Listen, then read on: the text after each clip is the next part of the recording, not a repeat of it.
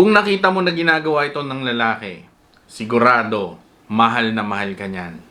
Number 1, hindi siya nagmamadali sa halikan nyo. Kung sobrang mahal ka ng isang lalaki, mapapansin mo na hindi siya nagmamadali kapag naghahalikan kayo. Mararamdaman mo na ini-enjoy niya yung bawat minuto or sandali na hinahalikan ka niya. Yung ramdam mo na may feelings talaga. At minsan mas matagal pa yung halikan kaysa sa bakbakan. Kaya kung ganyan yung lalaking minahal mo, sigurado mahal na mahal ka ng lalaking yan. Negative yan kung hahalikan ka lang ng konti tapos gusto ka na agad hubaran or gusto ka na agad tusukin. Pangalawa, kung naaalala niya yung mga bagay na gusto mo or paborito mo. Kung mahal ka ng isang lalaki, mahalaga rin sa kanya kung ano yung mga bagay na mahalaga sa'yo. Kaya lahat ng sasabihin mo, mapa-joke man yan or seryoso, tinatandaan niya yan.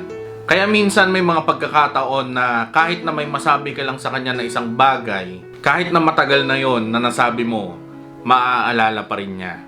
Ganyan talaga kapag mahal na mahal ka niya. Pangatlo, nag-o-open sa'yo. Marami sa mga lalaki ang hindi nagsasabi ng problema or saloobin nila kahit kanino.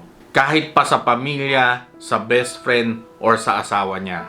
Madalas sinusolo lang ng lalaki yan. Kaya kung sinasabi niya sa'yo ang lahat, naglalabas siya sa'yo ng mga nararamdaman niya.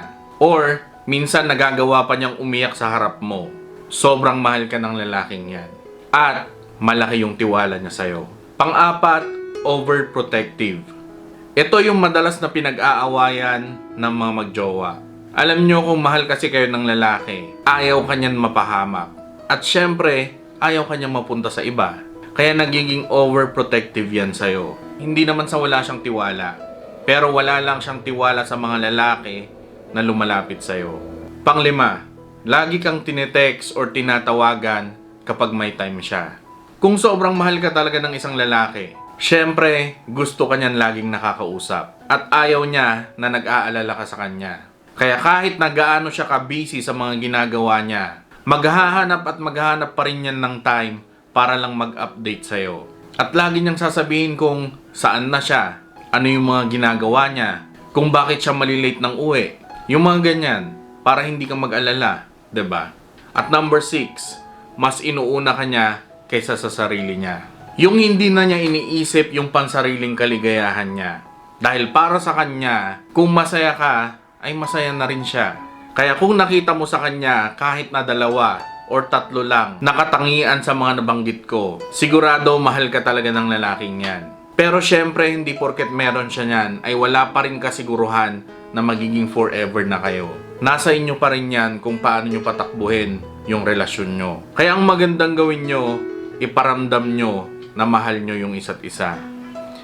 At wag na wag kayong mangangaliwa. So yun, Reg TV nga po pala, and maraming salamat sa panonood, and ingat kayo sa mga kinaroon. God bless, peace, and goodbye.